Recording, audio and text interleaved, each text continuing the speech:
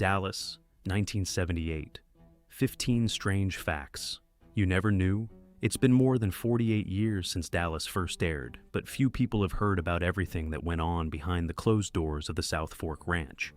This Texas saga redefined the primetime soap opera with its oil deals, family betrayals, and of course that legendary mystery of who shot JR that held the entire planet in suspense.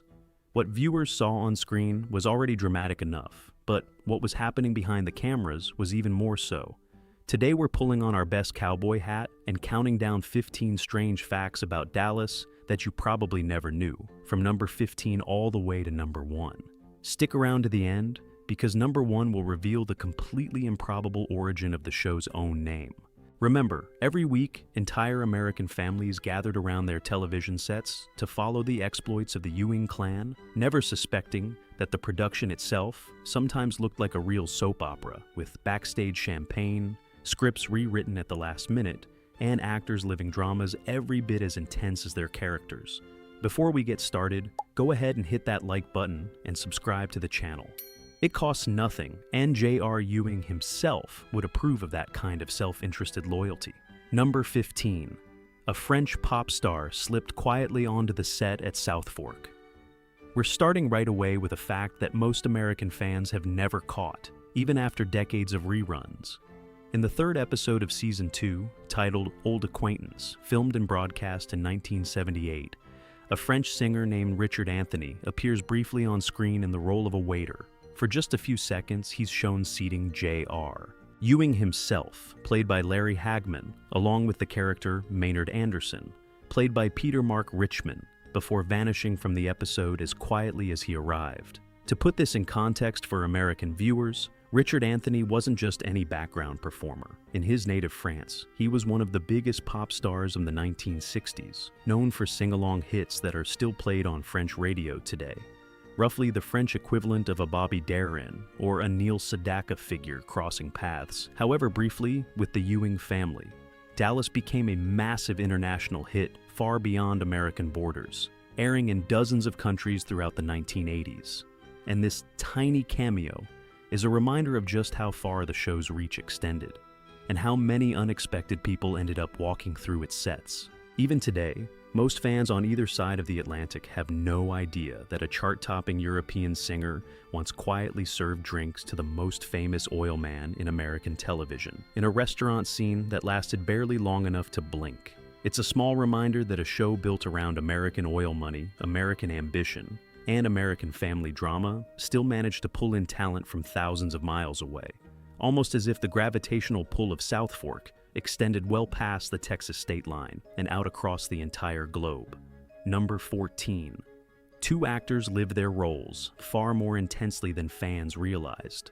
Jim Davis, who played the family patriarch Jock Ewing, was diagnosed with multiple myeloma, a cancer of the plasma cells, during the filming of Season 4.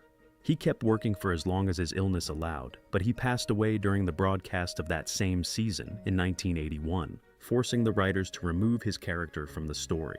Davis was 71 years old when he died. Meanwhile, Barbara Bel Geddes, who played the matriarch Miss Ellie, remains the only member of the original cast to have won both an Emmy Award and a Golden Globe for the role. Her character's storyline hit unexpectedly close to home when Miss Ellie underwent a radical mastectomy on screen, an ordeal that Bel Geddes herself had lived through in real life at the start of the 1970s. She passed away in 2005, at 82 years old. Honestly, this is a good reminder that behind the glamour of Texas oil money and endless plot twists, there were real people going through real struggles, sometimes with more courage than their characters ever showed on screen. Larry Hagman later said that Barbara Bel Geddes was the true emotional anchor of the set, describing her as someone who held the entire cast and crew together, far beyond her role as the fictional matriarch. As for Jim Davis, his portrait continued to appear on screen long after his death, tucked quietly into the South Fork set decoration as a tribute, a silent nod to a patriarch still watching over his television family. The writers ultimately chose not to recast the role at all, out of respect for Davis, and instead kept the character alive off-screen for nearly a full season. Supposedly off in South America overseeing an oil drilling operation, before finally confirming his death in a helicopter crash in an episode that aired in early 1982. That episode ended with the credits rolling in complete silence, a rare and deliberate gesture of respect from a network known for splashy production values. Number 13, the real South Fork Ranch. Still exists and you can visit it. While the fiction was spiraling out of control, the real South Fork Ranch just kept quietly existing in Parker, Texas, a small town northeast of Dallas. This is where the Ewing family supposedly lived on the show, and it's where all of the exterior scenes were actually filmed. In 1985, the ranch house opened its doors to the public, and today it operates as a conference and event center. Visitors can still walk through the house and the grounds, and can even see the actual gun that was used to shoot JR. Take a second to really sit with that. Somewhere in Texas, you can literally put your hand on the object responsible for 8 months of worldwide collective anxiety. And the story of Dallas never really stopped there.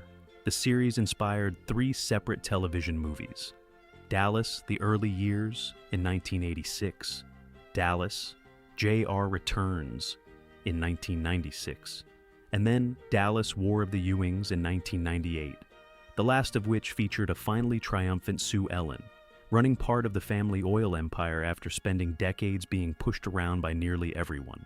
There was also a reunion television movie in 2004, and then a full continuation series produced by the cable network TNT, which aired from 2012 to 2014, blending a new generation of characters with the surviving original cast, including Larry Hagman, Patrick Duffy, Linda Gray, and Charlene Tilton.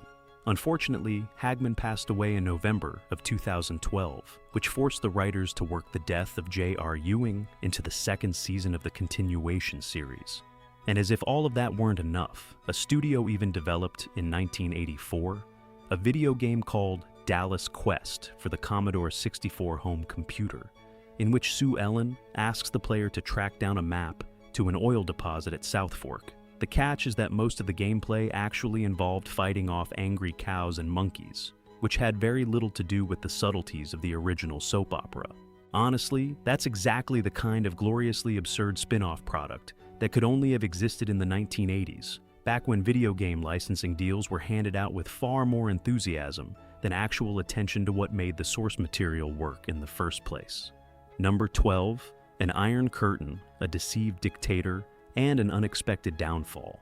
With its enormous worldwide audience, Dallas eventually aired behind the Iron Curtain in places like Romania, even though the show was initially treated with suspicion there. Romanian dictator Nicolae Ceausescu allowed it to be broadcast starting in 1979, after being convinced that the series was anti-capitalist and therefore harmless for the Romanian public, since it was supposedly meant to expose the excesses of the West. The problem is that the opposite effect happened. Internal polling reportedly showed that Romanians ended up admiring the extravagant lifestyle of the Ewing family instead of being repelled by it. And by the early 1980s, the regime had grown uneasy enough about the show's popularity that it was pulled off the air for a period of years. In 1989, Ceausescu and his wife were executed, and Romanians began experiencing real freedoms for the first time after decades of dictatorship. After the regime fell, the full previously censored series was broadcast from the very beginning. Larry Hagman even went so far as to suggest that Dallas played a role in the collapse of the Soviet Union, arguing that the show may have been directly or indirectly responsible for the fall of the communist bloc, since Soviet citizens reportedly began questioning their own living conditions after seeing the extravagant lifestyle of the wealthy Texas family. Hagman actually developed a rather unusual relationship with the region's oil business in later years. He publicly lent his image to advertisements for the Russian oil giant Lukoil, telling audiences they'd be well ahead if they used the product. Romanians' love for the show was so intense that a businessman named Ilie Alexandru built an entire resort complex near the town of Slobozia called Hotel Dallas, directly modeled on the South Fork Ranch, complete with a miniature replica of the Eiffel Tower planted in the garden and even a small zoo on the grounds. When you really think about it, a Texas soap opera may have had more geopolitical influence than plenty of actual diplomatic treaties. Decades later, filmmakers were still drawn to the story, a documentary-style feature exploring how the show shaped an entire generation's image of the West, premiered at a European film festival, with Patrick Duffy himself lending his voice to the project. Proof that the South Fork effect on Eastern Europe never really faded from memory. Number 11. An entire season turned out to just be a dream. After leaving the series, Patrick Duffy made a completely unexpected return during the final moments of Season 9 in 1986, appearing in Pam's shower. This return shocked and confused a large portion of the audience, since it implied that the entire previous season had actually just been a dream, which earned that stretch of the show the nickname the Dream Season. Here's a fun and slightly ironic detail. It was actually Patrick Duffy's own wife who came up with the original idea of bringing Bobby back this way. That's the kind of pillow talk that literally rewrote the history of American television. Honestly, this remains one of the boldest plot twists ever attempted by a mainstream television series, erasing an entire year of deaths, weddings, and betrayals with a single shower curtain, as if none of it had happened, and asking the audience to treat it as one big collective bad dream. Critics and fans alike have argued about it for decades since, and the phrase, "it was all just a dream," has become something of a punchline in television writing circles, shorthand for the kind of narrative reset that only a show as bold and as ratings-hungry as Dallas would have dared to attempt on such a massive scale. Number 10. Bobby was originally supposed to die a completely different way. At the end of Season 8 in 1985, Catherine Wentworth, played by Morgan Brittany, attempted to run over her half-sister Pam with her car, but Bobby pushed Pam out of the vehicle's path and ended up getting struck and killed in her place. Patrick Duffy's 7-year contract had just expired, and the actor was ready to leave the series at that point. This accidental death worked out conveniently for the storyline, even though nobody had originally planned for Bobby to end up under the wheels instead of Pam. And here, the real plot twist isn't in the episode itself, but in the coincidence between an actor's contract ending and the tragic fate of a character the audience adored. Honestly, this adds even another layer of irony to the whole story. According to some industry sources, Bobby's character had actually been considered for death as early as the end of the very first season of the show, long before Patrick Duffy became one of the most popular pillars of the cast. The issue was that Duffy and producer Leonard Katzman wanted this exit, whenever it eventually happened, to live up to the character. Rather than an ordinary ending, they chose to have Bobby die a hero, saving his wife's life. And here's the part that makes this even better. Despite this death being carefully staged as a definitive farewell, the year without Bobby didn't exactly thrill audiences, and the ratings started to slip. That's when Larry Hagman stepped in behind the scenes. According to the memories of his colleague Joan Van Ark, he simply called up Duffy and invited him over for a sauna and a chilled bottle of champagne, knowing exactly what he was about to ask him. Which, logically, proves that in Texas, just as in Hollywood, there's no better negotiating tool than a little steam and a few bubbles. Duffy ultimately agreed to return, and his comeback became one of the most talked about moments in the history of American soap opera, discussed on morning news shows and in newspaper columns for weeks after it aired, even though it meant quietly erasing an entire season's worth of storylines that fans had spent a full year following. Number 9. The Simpsons and Saturday Night Live couldn't resist parodying it. The mystery of the shooter left such a mark on popular culture that it inspired several memorable parodies. The most successful one is probably the 2-part Simpsons episode, Who Shot Mr. Burns?, which built its own summer-long mystery around the show's main villain, Montgomery Burns. The least successful parody, on the other hand, came from Saturday Night Live during a 1981 episode hosted by Charlene Tilton, who played Lucy Ewing on Dallas. Guest cast member Charles Rocket dropped a curse word live on national television during the sketch, which got him fired from the show shortly afterward. Honestly, this proves one thing. Parodying Dallas can make you famous, but it can also wreck your career live in front of millions of viewers. On The Simpsons side, the joke aged remarkably well.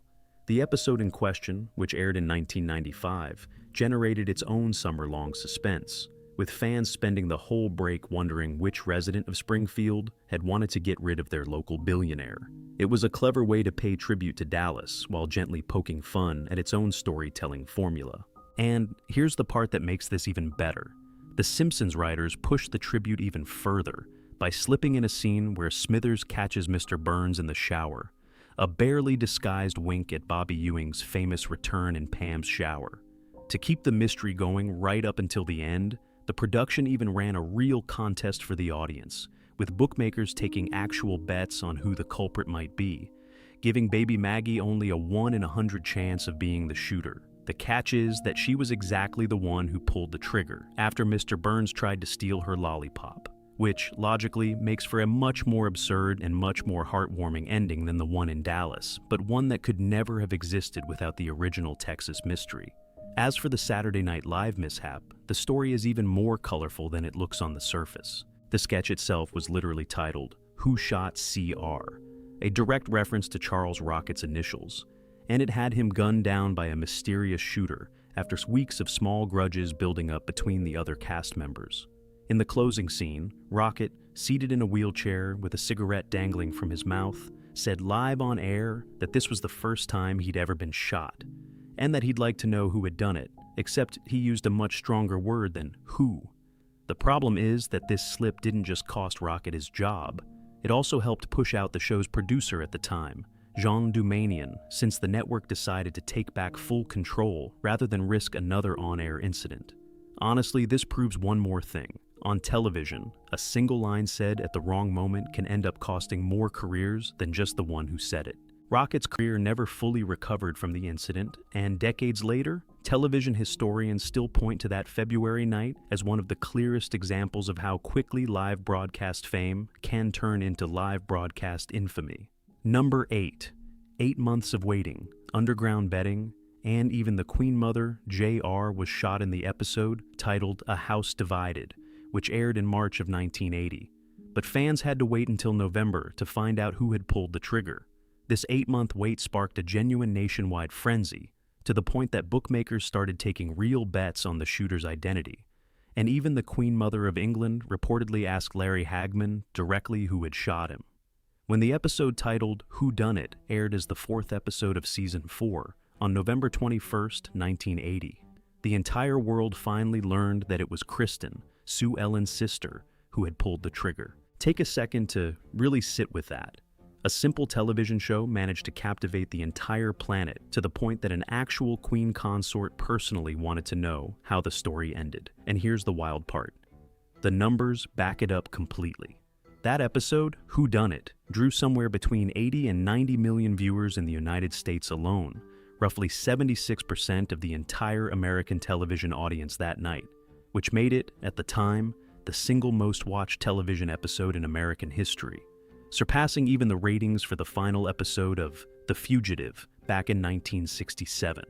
That record was eventually broken in 1983 by the series finale of MASH, but Who Done It still remains to this day the second most watched episode in the history of American television.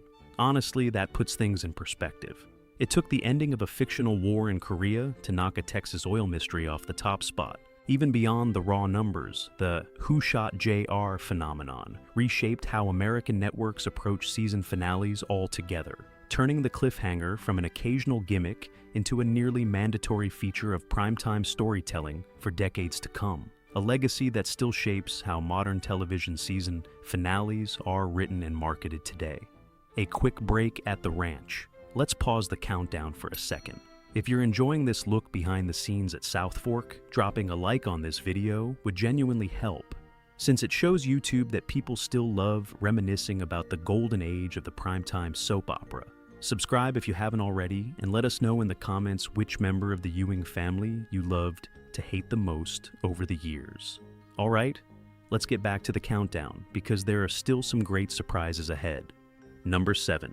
Hagman's paycheck was directly tied to the gunshot. Larry Hagman's return after JR's shooting actually depended on his salary demands being met, which explains why he agreed to the Who Shot JR storyline without too much resistance.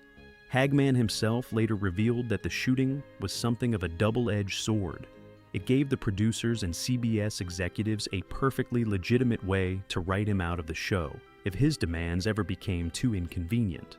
In other words, the biggest cliffhanger in American television history was also, behind the scenes, a barely disguised contract negotiation. By the end of the negotiations, it was Hagman who came out on top, landing both the raise he wanted and a share of the show's profits, which logically makes him one of the only actors in television history to turn a fictional gunshot into a genuine salary bargaining chip. And he managed it without needing a particularly ruthless lawyer, just a storyline addictive enough that the network had no real choice but to give in. It's worth noting that Hagman wasn't shy about how deliberate the whole strategy was either. He later joked in interviews that being shot was, in career terms, probably the smartest thing that ever happened to him, since it turned a supporting antagonist into the single most recognizable face on American television almost overnight. Number 6. The famous shooting of JR wasn't even planned. As season-ending cliffhangers were becoming a television trend, Dallas obviously followed suit, even though the iconic Who Shot JR episode wasn't planned from the start. The intended season finale was supposed to be Jock Ewing's trial, but the studio ordered additional episodes, forcing the writing team to invent an entirely new season finale at the last minute. Under the direction of producer Leonard Katzman, Dallas took advantage of its growing popularity to build this suspense storyline that would keep viewers on the edge of their seats. Katzman explained that the decision came from a very specific strategy: keeping the audience's interest alive during the long summer break, in hopes that the mystery would generate enough anticipation to boost ratings once the show returned. And that's exactly what happened. Actually, it turned out to be even bigger than that. A fun side note here: the spin-off series Knots Landing, which would go on to follow the life of Gary Ewing, the somewhat less successful brother of JR and Bobby, for 14 seasons, had actually been dreamed up by David Jacobs even before Dallas existed. The problem was that producers simply couldn't sell it at the time, since networks weren't interested. It wasn't until Dallas became a phenomenon, and the network started asking for a spin-off, that producers were finally able to pitch this project that had been sitting in their drawers for years. Which, logically, proves that in Texas, just like in Hollywood, patience eventually pays off, especially when you already have the script ready to go. Knots Landing would go on to become a hit in its own right, running for 14 seasons on CBS and developing its own devoted fan base, proof that David Jacobs' early instincts about suburban family drama were just as sharp as the instincts that had already made Dallas a phenomenon. Number 5. Sue Ellen. Didn't even have a name. At first, Linda Gray, who played Sue Ellen, JR's wife for many seasons, originally had so little screen time that her character didn't even have a first name. The casting team originally wanted actress Mary Fran for the role, but Linda Gray impressed network executives so much that they ended up developing her character into one of the pillars of the main cast. Writers then built a long storyline for Sue Ellen, centered around alcoholism, a plot thread that Linda Gray eventually found exhausting over time. She left the series in 1989, explaining, "Frankly, this woman has been drunk for 8 years. That's enough. I didn't storm out on my high heels, but it was enough." The problem was simple. When a storyline becomes a burden rather than a creative challenge, even the grandest lady of South Fork eventually wants some fresh air. Honestly, this commands real respect. Linda Gray turned a role that was originally intended as a nameless supporting character into one of the most memorable female figures in the history of American soap opera. And she did it before the idea of a minor character becoming a breakout star was even a trend in writers' rooms. By the time she left the show, Sue Ellen had become such an integral part of the Ewing family dynamic that many longtime viewers considered her departure just as significant as any of the show's more headline-grabbing plot twists. Number 4. Larry Hagman grew up. Digging ditches in Texas. Hagman, who grew up in Texas, once described working to dig ditches and build swimming pools for an oil tycoon who had 4 sons near the town of Weatherford. Looking back on that experience, he said it was work that crushed the soul, and that it made him realize that lifestyle wasn't for him, which pushed him toward becoming an actor. While he didn't learn much about the oil business itself during that time, he did come away with a sharp understanding of the internal dynamics of oil family dynasties. When the patriarch he worked for died, a genuine succession war broke out among his sons over who would take over the company, and one of them eventually won out. It was precisely that victorious son who Hagman drew on to build his character, J.R. Ewing. Honestly, that's kind of dizzying to think about. The biggest schemer in 1980s, American television was born out of a pool digging job and a very real succession fight deep in the heart of Texas. The thing is, nobody could have guessed at the time that an exhausted young man doing manual labor would one day play one of the most hated and most beloved characters in television history. And that's the real irony of it all. Hagman ran away from a life he considered soul-crushing, only to end up devoting his entire career to it, just filmed from a different angle, that of a television set instead of a construction site. It's the kind of origin story you almost couldn't invent if you tried, and yet it's the plain documented truth behind one of the most instantly recognizable characters in the history of American entertainment. Number 3. JR wasn't supposed to be the story's big villain. Throughout his entire run on the show, J.R. Ewing did nothing but scheme and make enemies, to the point of getting shot twice over the course of the series. And yet, Larry Hagman felt that his character was often misunderstood. According to Hagman, JR wasn't fundamentally evil. He was simply a businessman, which, in itself, already carries some pretty unflattering connotations. The most surprising part is that the character wasn't designed that way at all in the beginning. In the very first draft of the pilot script, JR was written as a much more conventional antagonist, while Bobby was conceived as the most complex and original character on the show, a charismatic but immature playboy, the apple of his father's eye. The catch is that CBS wanted Bobby to be a more traditional hero. Patrick Duffy said he was always expected to portray pure goodness, and even said that the character of Pam was ultimately just a reflection of Bobby's virtue, a way to reinforce his moral standing on screen. Logically, Bobby should have ended up as the cunning villain and JR as the ideal son-in-law. Of course, none of that happened. Television preferred to give us the exact opposite, and honestly, we're not complaining. It's worth pausing on just how differently the entire series might have played out, had the network stuck to its original instincts. An entire 14-season saga built around a lovable, upstanding Bobby and a scheming, resentful JR would have been a completely different show, and probably not the one that ended up captivating households across the country and around the world for over a decade. Number 2. Nobody was drinking mineral water on the set. In 1995, Larry Hagman, the actor behind the notorious J.R. Ewing, had to undergo a liver transplant, a direct result of years of heavy drinking. Patrick Duffy, who played Bobby, J.R.'s younger brother, spoke more than once about the crew's habits during the show's biggest years. According to him, a typical day included a drink at lunch in a restaurant, a little pick-me-up in the afternoon before wrapping filming, and then another drink in the dressing room before heading home. The evening would bring cocktail hour, a bottle of wine with dinner, and finally, one last drink before bed. Duffy always admitted the experience was enjoyable at the time, but that he simply couldn't keep up with the pace anymore, explaining that he never felt like he had a drinking problem, he just decided to slow down.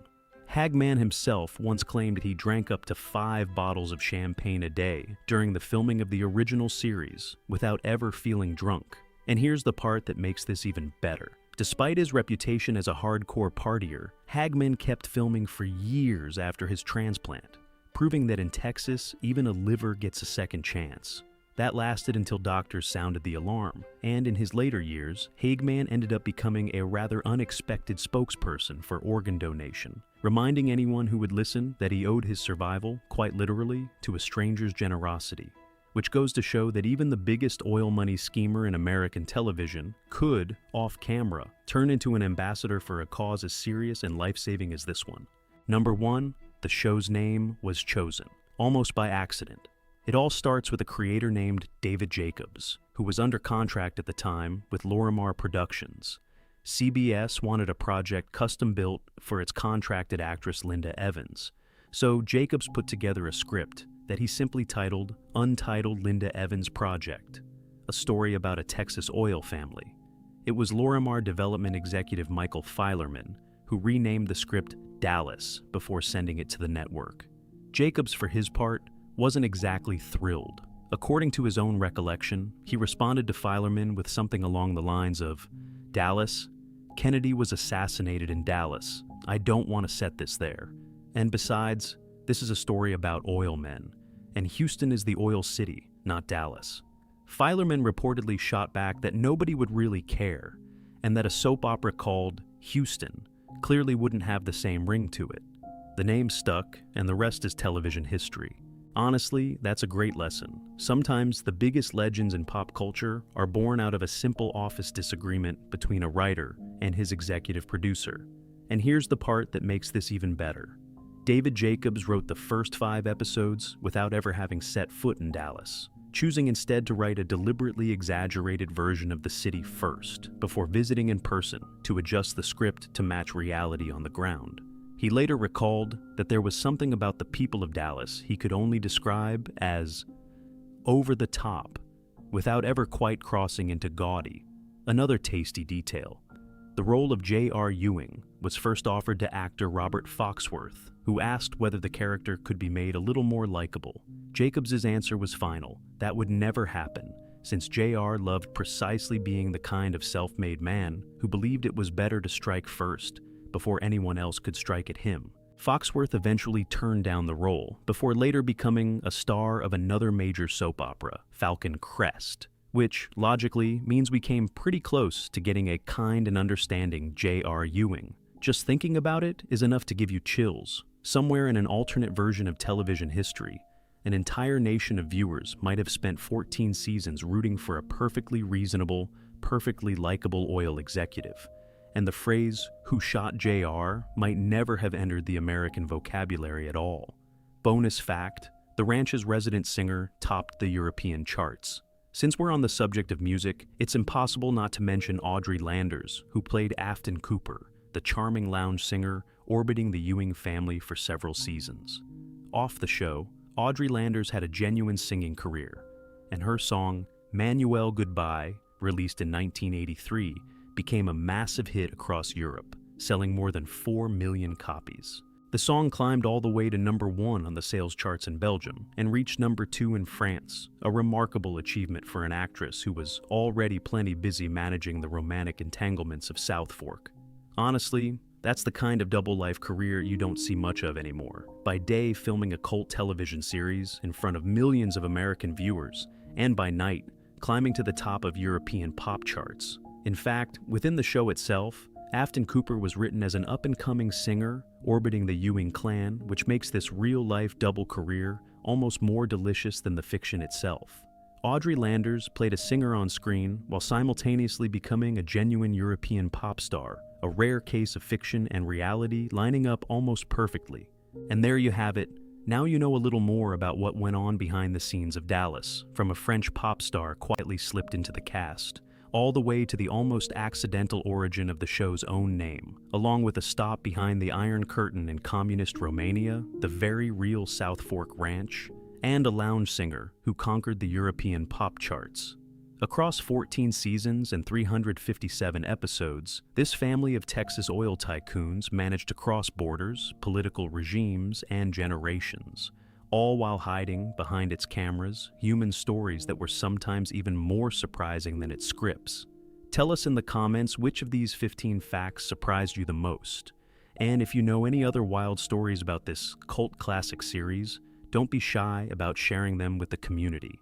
Don't forget to like this video, subscribe, and turn on that notification bell so you never miss another deep dive into the making of your favorite shows. See you next time for another trip behind the scenes of your favorite classic television.